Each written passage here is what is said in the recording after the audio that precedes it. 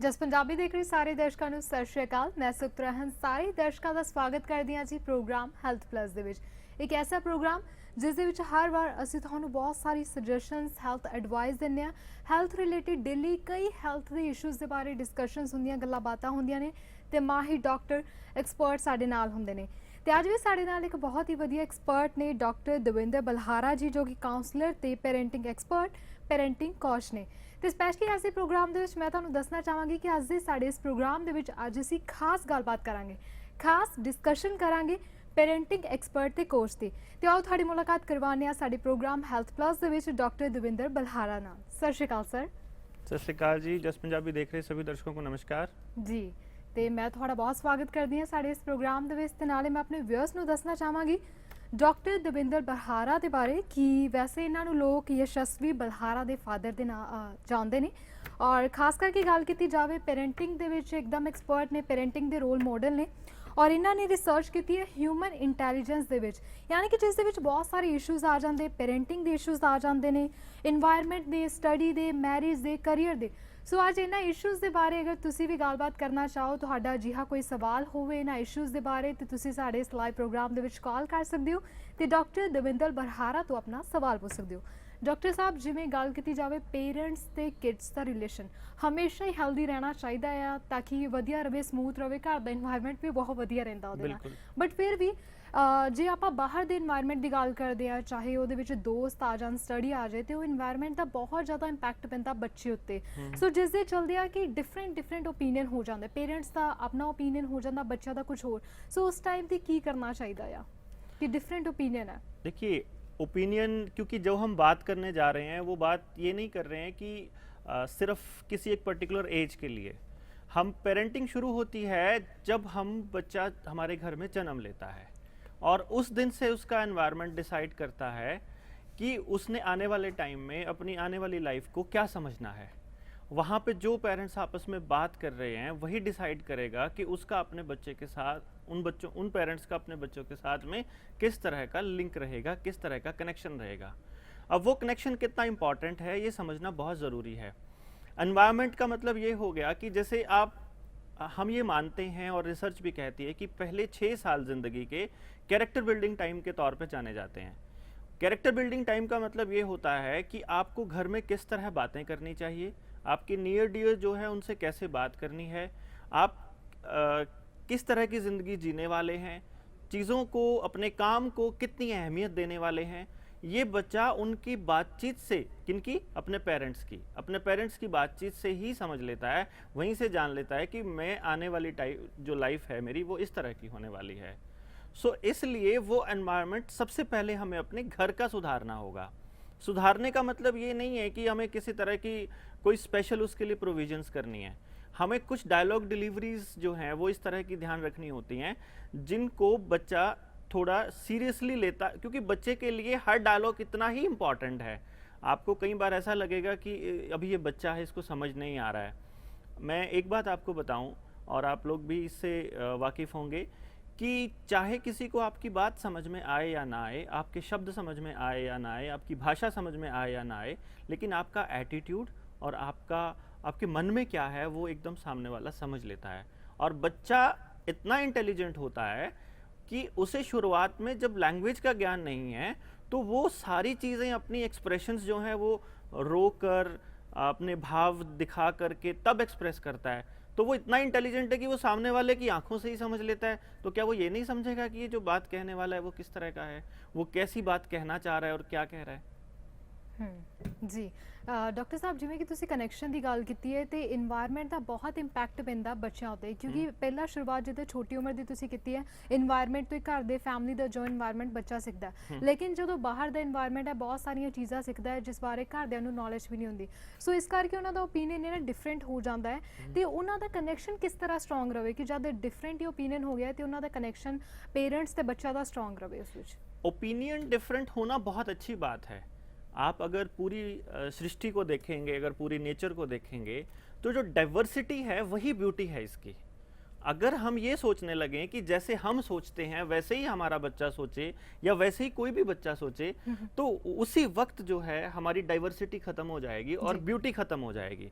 कहने का मतलब है कि हमें बच्चे को नेचुरल रखना है। पर्पस हमारा ये है कि वो नेचुरल रहे। अब वो नेचुरल कैसे रहे, जैसे मैं आपको छोटा सा एग्जांपल बताता हूँ।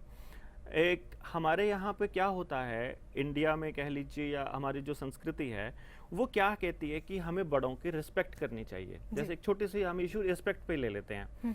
जब हम कोई हमारे घर आता है या हम किसी के घर जाते हैं तो हम पहले से ही कंडीशनिंग करते हैं कि बेटा नमस्ते करना या पैरों पे नहीं करना, इस तरह से जो बातें करते होते हैं।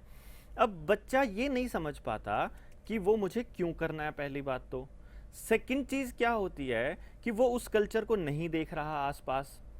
तीसरी बात, जब हम ये कहते हैं कि आपने उसकी रिस्पेक्ट करनी है, आप वो मान जाता है कि ठीक है रिस्पेक्ट करनी है, और जब आप गाड़ी में जा रहे होते हो उसी पर्सन के बारे में आप मान लीजिए एक ही कमेंट नेगेटिव कर देते हो, जी, जी। सिंपल सा एक कमेंट नेगेटिव, उसी time back of the mind उसके जो सबकॉन्शियस माइंड है वो क्या कहेगा कि मुझे ये समझ नहीं आ रहा कि ये वाकई रिस्पेक्ट के काबिल था या नहीं था। कंफ्यूज हो जाता वो है बच्चे कंफ्यूज को। हो जाएगा। जी। रीजन कंफ्यूज क्यों हो जाएगा? अब जैसे हम जो कह रहे हैं कि बेटा पढ़ना चाहिए, मान लीजिए हम पढ़ाई को लेके एक इशू बना लेते हैं कि पढ़ना चाहिए। जी। अब बच्चे से जब हम बात करते हैं तो रिवील क्या होता है, पूरी रिसर्च है बहुत बड़ी, वो क्या कहती है, वो ये कहती है कि बच्चा ये कहता है कि अच्छा एक बात बताइए सर, अगर पढ़ना इतना जरूरी है तो मेरे मम्मी पापा तो नहीं पढ़ते हैं, अगर पढ़ना इतना अच्छा है वो क्यों नहीं पढ़े, जी।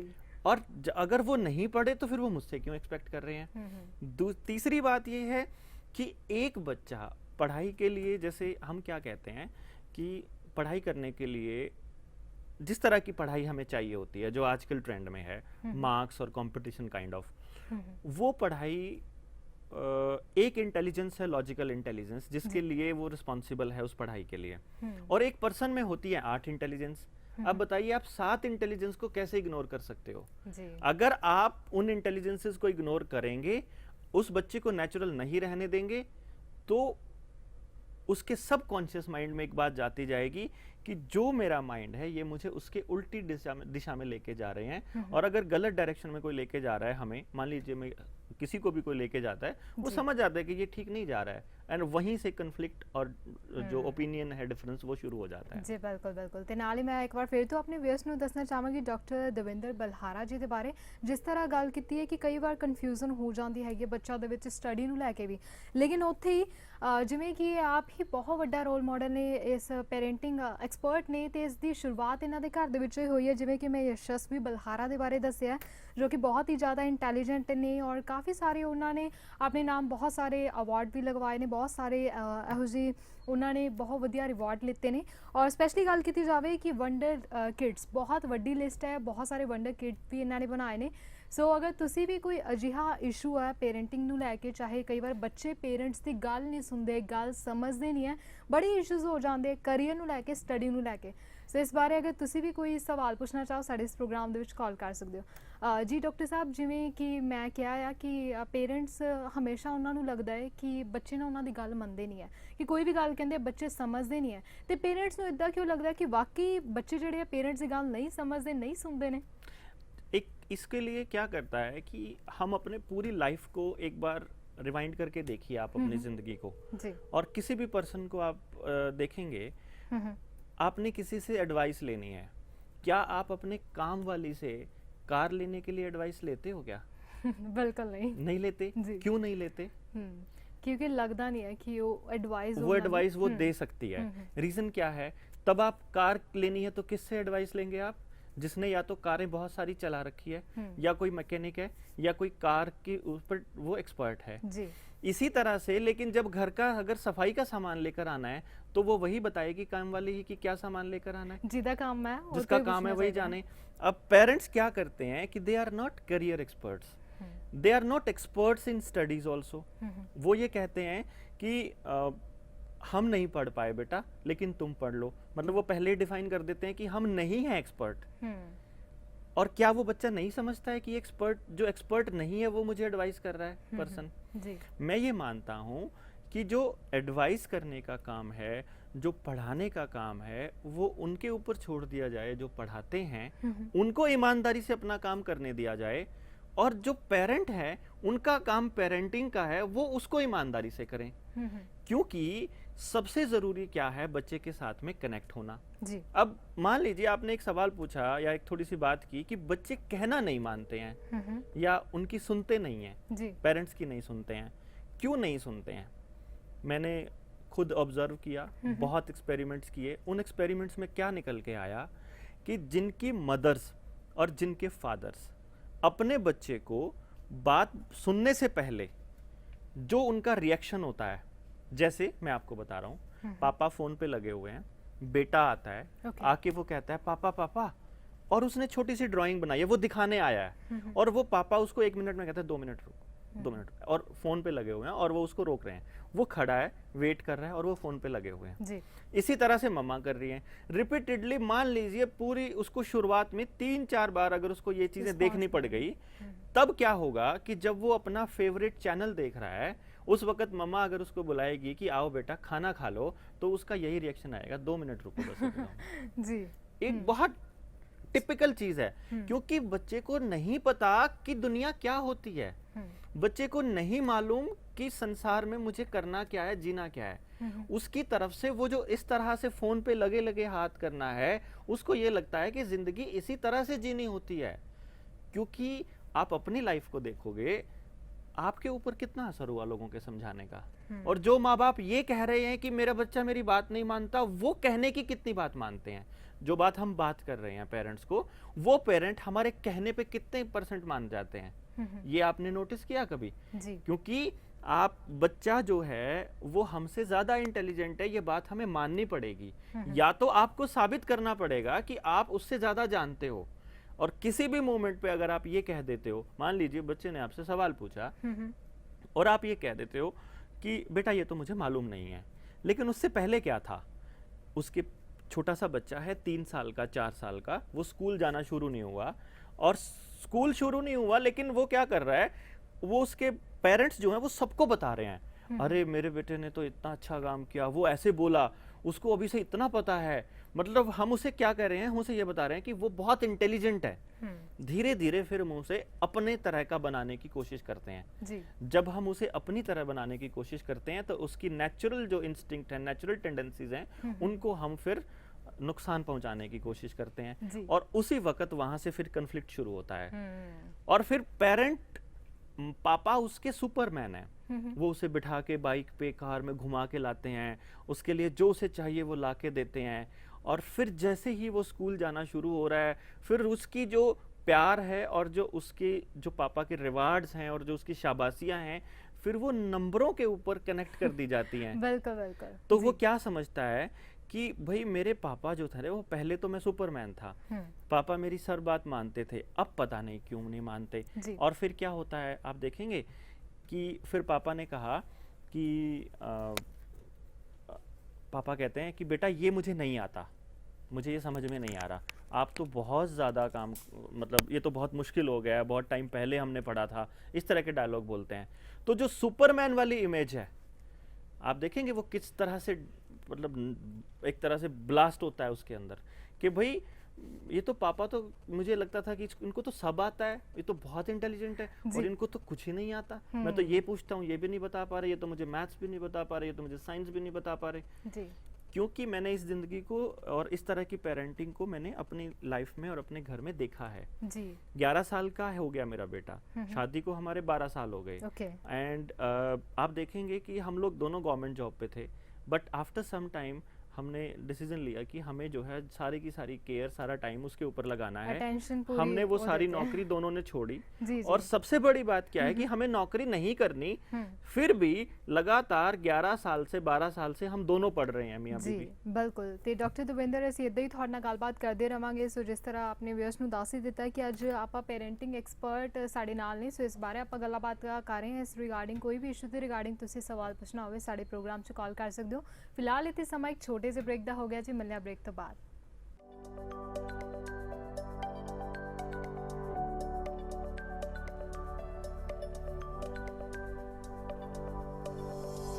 ਬ੍ਰੇਕ ਤੋਂ ਬਾਅਦ ਸਾਰੇ ਦਰਸ਼ਕਾਂ ਦਾ ਸਵਾਗਤ ਹੈ ਜੀ ਪ੍ਰੋਗਰਾਮ ਹੈਲਥ ਪਲੱਸ ਦੇ ਵਿੱਚ। ਤੇ ਆ ਸਾਡੇ ਪ੍ਰੋਗਰਾਮ ਦੇ ਵਿੱਚ ਆਪਾਂ ਇੱਕ ਡਿਫਰੈਂਟ ਟੌਪਿਕ ਦੇ ਬਾਰੇ ਗੱਲਬਾਤ ਕਰ ਰਹੇ ਹਾਂ। ਸੋ ਉਹ ਹੈਗਾ ਜੀ ਪੈਰੈਂਟਿੰਗ ਐਕਸਪਰਟ, ਪੈਰੈਂਟਿੰਗ ਥਿੰਗਸ ਦੇ ਬਾਰੇ ਬਹੁਤ ਸਾਰੇ ਇਸ਼ੂਜ਼ ਆ ਜਾਂਦੇ।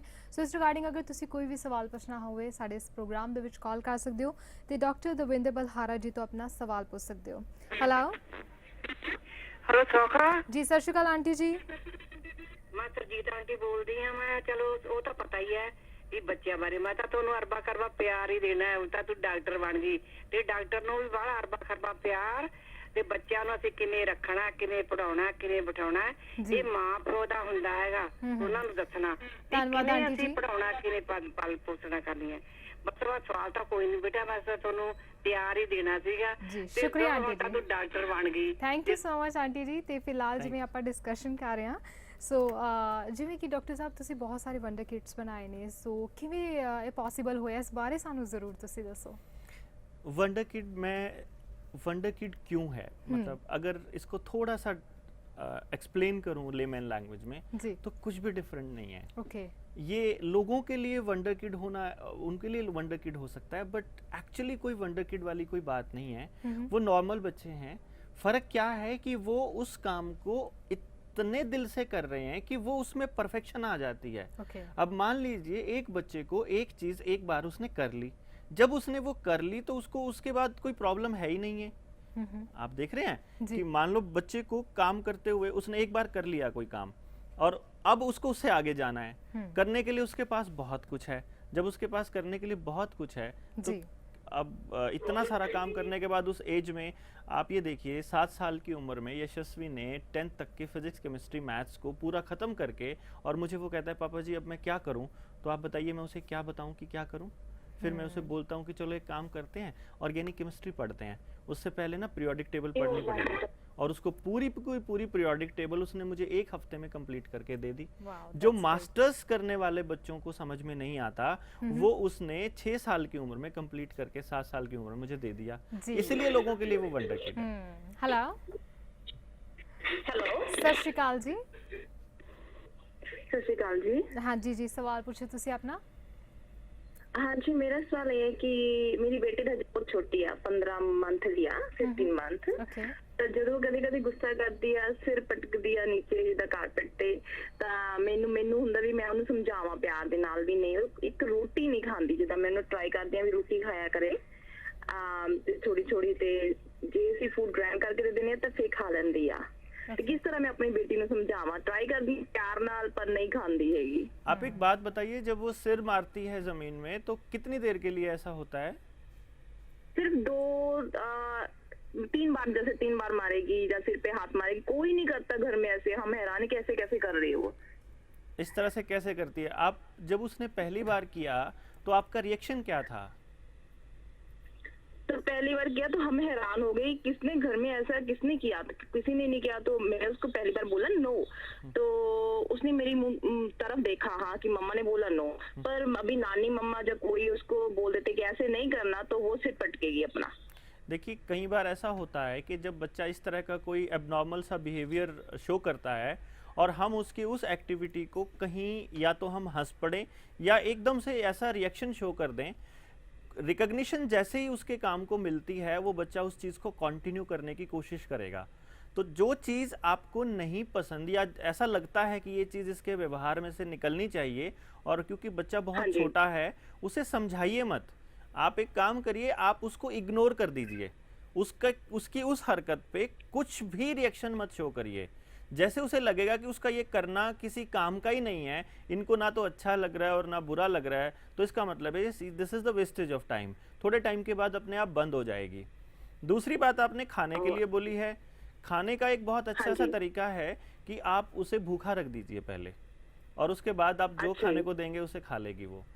प्रॉब्लम क्या है कि हमें लगता है उसे भूख लगी है, पर उसे भूख अपने तरीके से लगनी है। अगर कई बार ऐसा होता है कि बच्चा ज़्यादा काम कर रहा है, काम इन द सेंस दौड़ रहा है, खेल रहा है, उसको जल्दी भूख लग जाती है। कई बार वो बैठा है और वो रिलैक्स है, तब उसे भूख कम लगेगी, या कुछ ऐसा खाया जिससे थोड़ी देर में भूख लगेगी।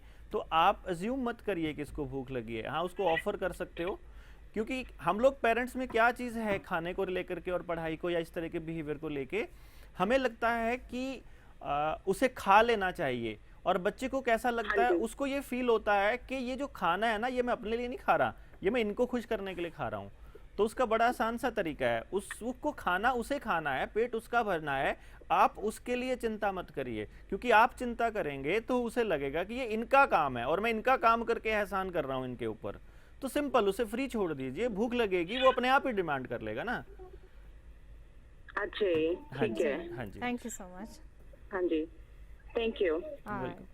ਸੋ ਡਾਕਟਰ ਸਾਹਿਬ, ਜਿਵੇਂ ਕਿ ਪੇਰੈਂਟਸ ਨੂੰ ਹਮੇਸ਼ਾ ਲੱਗਦਾ ਆ ਕਿ ਜੋ ਵੀ ਬੱਚਾ ਕਰ ਰਿਹਾ, ਬਹੁਤ ਸਾਰੇ ਕੰਫਲਿਕਟ ਹੁੰਦੇ ਆ ਕਈ ਵਾਰ ਚੋਇਸਿਸ ਨੂੰ ਲੈ ਕੇ, ਜਿਵੇਂ ਫਰੈਂਡਸ ਦੀ ਚੋਇਸ ਹੋ ਗਈ ਹੈ ਤੇ ਹਮੇਸ਼ਾ ਬੱਚਿਆਂ ਨੂੰ ਲੱਗਦਾ ਹੈ ਕਿ ਪੇਰੈਂਟਸ ਉਹਨਾਂ ਦੇ ਫਰੈਂਡਸ ਹੋ ਗਿਆ ਜਾਂ ਕੋਈ ਵੀ ਚੀਜ਼ ਹੋ ਗਈ ਹੈ ਉਹਨੂੰ ਲੈ ਕੇ ਨਾ ਬਹੁਤ ਜ਼ਿਆਦਾ ਜਜਮੈਂਟ ਕਰ ਲੈਂਦੇ ਆ ਤੇ ਉਹਨਾਂ ਨੂੰ ਲੱਗਦਾ ਕਿ ਕਿਉਂ ਇੰਨੀ ਜਜਮੈਂਟ ਕਰਦੇ ਨੇ।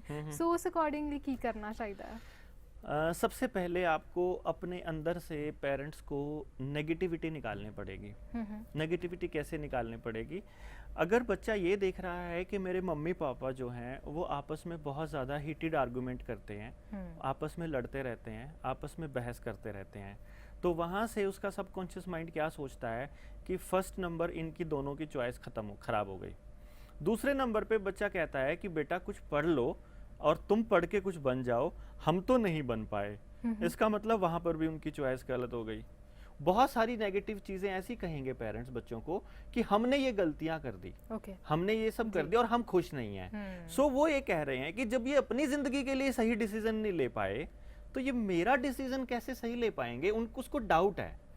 दूसरी बात, वो जो चीज़ अपने पेरेंट्स से उसको मिलनी चाहिए थी जी, क्या मिलना चाहिए था? कनेक्शन। जैसे कि मैं आपको छोटी सी बात बताता हूँ, 11 साल का है यशस्वी और 11 साल में उसने मुझसे कभी कुछ भी नहीं मांगा। ओके। कभी भी नहीं मांगा। नहीं तो बच्चे बहुत डिमांड्स करते हैं। बच्चे बहुत डिमांड करते हैं, लेकिन कमाल की बात क्या है कि उसके पास सब कुछ है। यानी उसके पास एक क्रेडिट कार्ड है, उसे जो चाहिए वो ले आता है। और उससे वो क्या लेकर आता है पता है आपको? जी। हफ्ते में उसका एक खर्चा है 5-6 हज़ार रुपए का, और वो है किताबों का एक बैग भर के लाता है। 300-400 किताबें पढ़ लाया, कुछ नहीं चाहिए उसे।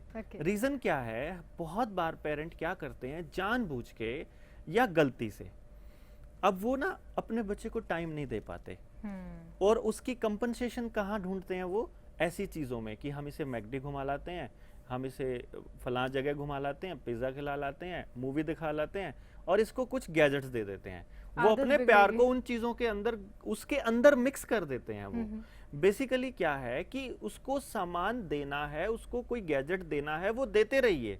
उसको ये सोचिए कि उसे वो देना है तो उसको सेपरेट रखिए, ना तो उसके किसी काम के साथ अटैच करिए, ना ही किसी रिवार्ड के साथ अटैच करने की जरूरत, ना ही अपने साथ अटैच करने की जरूरत। कि आप कहीं पे घूमने के लिए गए और आपने फोन करके बच्चे को बोला कि बेटा क्या लाऊं आपके लिए, कि मेरे लिए पापा ये वाली घड़ी ले आना, कि ठीक है। अब पापा 2 दिन के बाद आए घर, 2 दिन तक बच्चा किस चीज के इंतजार में था? घड़ी की।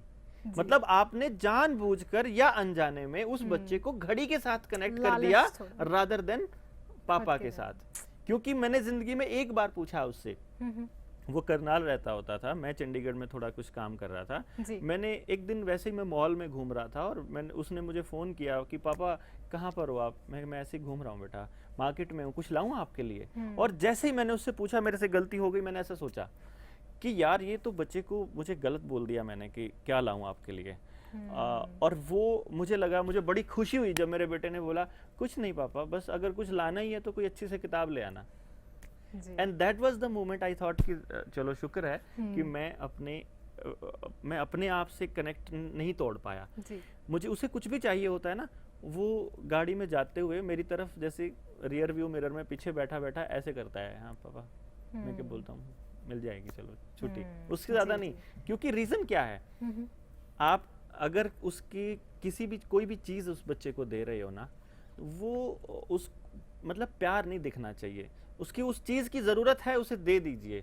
वेस्ट कर रहा है वो कर देगा, कोई प्रॉब्लम नहीं है, लेकिन अपने साथ कनेक्शन मत कटने दीजिए। मैं ये कह रहा हूँ उसका कनेक्शन अपने साथ, कि उसे क्या चीज अच्छी लग रही है, वो क्यों लग रही है, अगर आपको ये मालूम है तो you are the best parent. Okay, ਮੈਨੂੰ ਲੱਗਦਾ ਹੁਣ ਤੱਕ ਦੀ ਸਭ ਤੋਂ ਬੈਸਟ ਐਡਵਾਈਸ ਹੀ ਇਹੀ ਹੈ। ਤੁਹਾਡੇ ਵੱਲੋਂ ਪੇਰੈਂਟਸ ਤੇ ਬੱਚਿਆਂ ਦੇ ਰਿਲੇਸ਼ਨਸ਼ਿਪ ਨੂੰ ਵਧੀਆ ਰੱਖਣ ਦੇ ਲਈ ਜਿਵੇਂ ਕਿ ਪੇਰੈਂਟਸ ਬਹੁਤ ਜ਼ਿਆਦਾ ਵਰਿਡ ਹੁੰਦੇ ਬੱਚਿਆਂ ਦੇ ਫਿਊਚਰ ਨੂੰ ਲੈ ਕੇ ਤੇ ਜਦ ਬੱਚੇ ਵੱਡੇ ਵੀ ਹੁੰਦੇ ਆ ਤੇ ਫਿਰ ਉਹ ਕੁਝ ਸੋਚਦੇ ਕਿ ਉਹਨਾਂ ਨੂੰ ਕਿਧਰ ਹੋਰ ਕਰੀਅਰ ਬਣਾਉਣਾ ਚਾਹੀਦਾ ਹੈ ਜਾਂ ਕੱਲ ਨੂੰ ਵਿਆਹ ਕਰਾਉਣਾ ਉਸ ਨੂੰ ਲੈ ਕੇ ਬਹੁਤ ਸਾਰੇ ਕਨਫਲਿਕਟ ਆਉਂਦੇ ਆ ਸੋ ਉਸ ਟਾइम पे ਕੀ करना चाहिए है? सबसे पहली बात, बच्चे की नेचर की रिस्पेक्ट कीजिए। वो आपसे अलग है इस बात को मान लीजिए जी। तीसरी बात, वो आपकी तरह नहीं सोच सकता। आप पूरी दुनिया ये कहती है कि हर इंसान दूसरे इंसान से अलग है, तो वो आपके जैसा कैसे सोच सकता है जैसे आप सोचते हो। तो पहला काम तो यही करना है कि पहले तो इन चीज़ों की रिस्पेक्ट कीजिए। ओके। दूसरी चीज़, जिंदगी में पैसा बहुत इम्पोर्टेंस नहीं रखता है, मैं ये मानता हूँ, लेकिन मैं एक बात को और अच्छी तरह से जानता हूँ और अपनी अभी तक की ज़िंदगी का तजुर्बा है ये कि मैं पैसे को छोड़ करके मैं उस तरफ गया जहाँ मेरा पैशन था एंड मैंने फिर देखा कि पैसा फिर आ गया। ओके। मतलब क्या है कि आप अगर ये फाइंड आउट कर पाए उस बच्चे की 15वें साल की उम्र तक, 14वें साल की उम्र तक कि आपके बच्चे का पैशन क्या है, मुझे लगता है पैशन को प्रोफेशन बना दीजिए, पैसे की दिक्कत नहीं आएगी, रिलेशंस की दिक्कत नहीं आएगी, वरी करने की ज़रूरत मुझे नहीं लगता है। लेकिन जो ज़रूरत है वो ये है कि मार्क्स की जो एक जाल है, मकड़ जाल, जो नंबरों का मकड़ जाल है ना, उससे निकलना पड़ेगा। अगर उससे नहीं निकले ना तो फिर कन्फ्लिक्ट बढ़ता चला जाएगा, फिर रिलेशनशिप खराब होते चले जाएंगे, ना ही तो करियर बनेगा। आप देख लीजिए ना, 95% लोग अपने काम से ही खुश नहीं है। पैसा बहुत है। मेरे पास ऐसे लोग काउंसलिंग के लिए आते हैं जो ये कहते हैं कि सर ऐसी कोई चीज नहीं है जो हम नहीं खरीद सकते, still we are not happy. और मैं उनको क्या एडवाइस करता हूँ, अरे आपके पास तो ये टैलेंट है, आप एक काम करिए, 24 में से 1 घंटा अपने पैशन को दे दीजिए and you will be happy. मतलब कितनी चीज है। बड़ी बात क्या है कि पेरेंट्स ने बच्चों को देना क्या है, हैप्पीनेस देनी है। आपको उसके साथ कनेक्ट होना है। अल्टीमेट हैप्पीनेस उसके पैशन को फॉलो करने में है, ना कि आपको फॉलो करने में, ना कि आपके रिचुअल्स फॉलो करने में, ना कि आपकी ट्रेडिशंस फॉलो करने में। उसकी हैप्पीनेस है खुद को फॉलो करने में। सो आपका पहला काम इस सर्च पे होना चाहिए कि वो मेरा बच्चा क्या है, उसने किस लिए यहाँ पर जन्म लिया है। आप एहसान जता रहे हो उस बच्चे को कि हम तुम्हारे लिए इतना करते हैं जी। अरे आपको एहसान मानना चाहिए कि उसने आपको पापा बनने के काबिल समझा। आपने उसको, आप उसके माता पिता बने हो, तो आपको इसका मतलब है नेचर ने, परमात्मा ने ये अवसर दिया है कि आप उस परमात्मा की जो बंदगी है, जो उस परमात्मा की जो स्तुति है, वो उस बच्चे के माध्यम से करिए। मतलब दुनिया ਦੀ ਸਭ ਤੋਂ ਵੱਡੀ ਖੁਸ਼ੀ ਇੱਕ ਇਨਸਾਨ ਦੇ ਲਈ ਉਦੋਂ ਹੈ ਜਦੋਂ ਪੇਰੈਂਟਸ ਬਣ ਜਾਂਦੇ ਨੇ। ਸੋ ਬਹੁਤ ਸਾਰੀ ਵਧੀਆ ਤੁਸੀਂ ਇਨਫੋਰਮੇਸ਼ਨ ਦਿੱਤੀ ਹੈ ਸਾਡੇ ਵਿਊਅਰਸ ਨੂੰ ਤੇ ਮੈਂ ਤੁਹਾਡਾ ਧੰਨਵਾਦ ਕਰਦੀ ਹਾਂ ਡਾਕਟਰ ਸਾਹਿਬ, ਸਾਡੇ ਇਸ ਪ੍ਰੋਗਰਾਮ ਦੇ ਵਿੱਚ ਤੁਸੀਂ ਆਏ ਤੇ ਨਾਲ ਹੀ ਧੰਨਵਾਦ ਕਰਦੀ ਸਾਡੇ ਵਿਊਅਰਸ ਦਾ ਵੀ ਜਿਨ੍ਹਾਂ ਨੇ ਇਸ ਪ੍ਰੋਗਰਾਮ ਨੂੰ ਵੇਖਿਆ। ਹੁਣ ਸਾਨੂੰ ਦੋਹਾਂ ਨੂੰ ਦਿਓ ਇਜਾਜ਼ਤ। ਧੰਨਵਾਦ, ਸਤਿ ਸ਼੍ਰੀ ਅਕਾਲ ਜੀ, ਨਮਸਕਾਰ।